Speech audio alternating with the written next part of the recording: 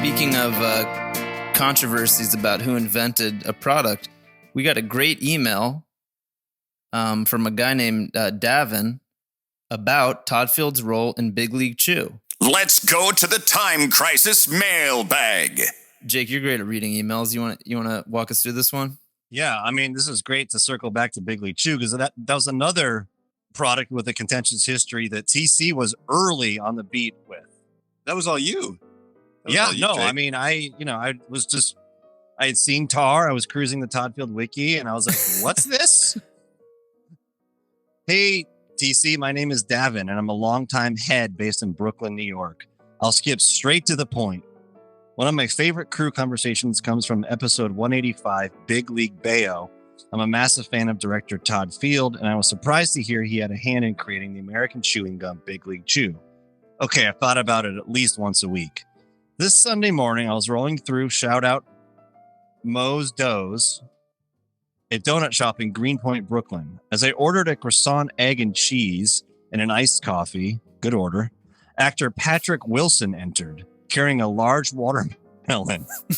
I immediately thought about Time Crisis as Wilson starred in Todd Field's second feature, Little Children. Wait, hold on. But just so we're painting a picture for the listeners who might not, if they haven't seen Little Children, what are some other iconic Patrick Wilson roles so people can picture his face? Well, he's in the movies about the haunted house with Vera Farmiga, The Conjuring. Okay, he's The in Conjuring. And then he's also in a very famous episode of Girls where I think he has like a brief tryst with Lena Dunham. Sounds familiar. Is that on true? Some other TV stuff. Was he in? Has he ever been a cop? I don't know. I don't. I'm not like at the ready with the Patrick Wilson IMDb, but he's kind of like a good-looking actor. A very good-looking guy. Yeah. And he in Little Children, he plays like the stay-at-home dad who's at the park with his kid, and then there's all the moms at the park who are like drooling over him. Oh, okay. All right. So picture this. Little Children's a great movie. I mean, Todd Field's 3 for 3. Okay. Carrying a large watermelon into a donut shop. Yes. And so Davin's there. He sees Patrick. I politely asked Wilson if I could ask him a question, and he agreed. As this ethical celebrity encounter began, I asked him if he was familiar with the Big League Chew story and if Field had ever discussed his involvement. He had a lot to say. Yes, not only was Field involved in the formulation of the first batch of gum in his family kitchen, no less, but as of 2006, he was palpably dismayed that he received no credit or remuneration for his role in its genesis. As Field put it, he was excluded from any business dealings due to his age, 15.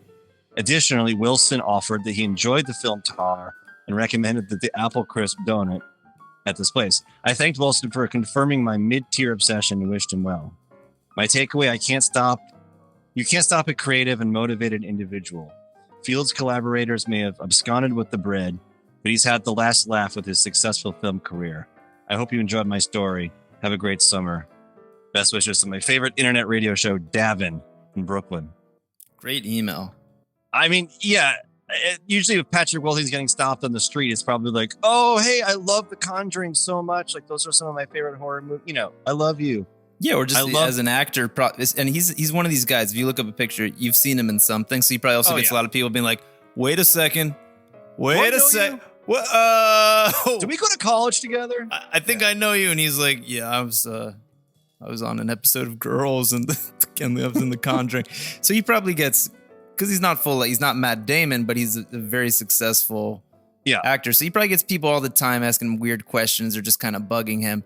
So I bet he walks in holding this mysterious watermelon, and this seems like a polite guy says, hey, Mr. Wilson, may I ask you a question? And he's probably already like, where's this heading? And instantly like, of course, you know the director Todd Field. Do you know anything about his involvement with Big League Chew? Well, I love that on the set of Little Children in 2005, 2006, it came up. It wasn't like, you know, that like Patrick had like independently like researched this or was like, what are you talking about? Like And somehow, like, it'd be interesting to do the research. Like, did this come up when he was doing media in 2006 to promote Little Children? Was there like a Big League Chew bump? Yeah, or then, or was this unique to? He's just at craft services, chopping it up with Patrick Wilson, and he's just talking about it. But also, I like that Patrick Wilson knew the answer. No. He was. Also, I know this is probably Davin's language, but I just like picturing Davin being like, "Hey, sorry to bug you, Mr. Wilson, but do you know anything about if Todd Field ever got paid for Big League Chew, or if you know anything about it?" And then Patrick Wilson goes, "You know what? He didn't get paid. I know that for a fact. And in fact, last I remember, he was palpably dismayed. He was palpably dismayed. Oh, no. Yeah, he was palpably dismayed. He received no credit nor remuneration." Okay. Thank you, Mr. Wilson. I bet in 2006, this information was not as readily available on the internet. Mm-hmm. If you could look in the Wayback Machine and see Todd Field's Wikipedia entry in 2006, I'm going to guess the Big League Chew stuff wasn't on there. Yeah. I wonder if Todd Field saw Flamin' Hot. Might be too triggering for him. I'm going to guess no. We should do one of those like Hollywood Reporter variety roundtables. Todd Field, Richard Montañez, Laura from Lara Bars. Just everybody who invented something talking about. It's truly the opposite of the Montañez story. In that True. A person who maybe didn't invent something getting a lot of credit for it, and somebody who did getting none. Well, when we talked about it on Big League Bayo, I think one of the big questions that we had was also, we're just trying to paint a picture of his life because he seems like a true artist. He really takes his time between films. Like Jake, you said he's only made 3 films. Yeah. He's a really respected director. You can imagine he must get offers to do the occasional, Marvel movie or direct a bunch of episodes of some TV show, or do commercials, whatever. All the things that directors do sometimes just to make a living. But it seems like he takes years in between projects developing his indie-ish type movies. And we wondered, can he take that time because he's so paid from Big League Chew? Seems like the answer is no. It's love of the game, dedicated to the art. He might even have some. I think he does do a Hetz. Okay. I listened to him on Marin, and I could be wrong here, but I seem to remember this kind of coming up. And then being like, that's how he pays the bills in between movies. Yeah. All right. Makes somewhere sense. in between. Yep. I'm on his IMDb.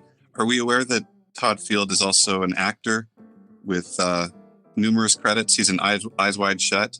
Yeah, he plays Nick Nightingale. Nightingale. I didn't realize that. Okay.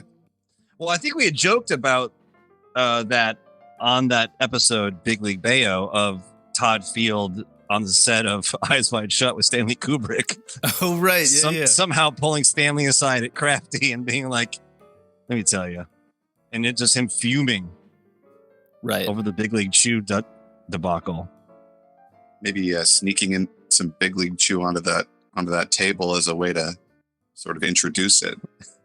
Just the words Big League Chew being said at Tom Cruise and Stanley Kubrick. I bet Tom Cruise is eating some Big League Chew in his day. Oh, yeah. Playing high school ball in New Jersey. Although it would have been a new product then. So it was an instant hit. Yeah. Tell me what you want.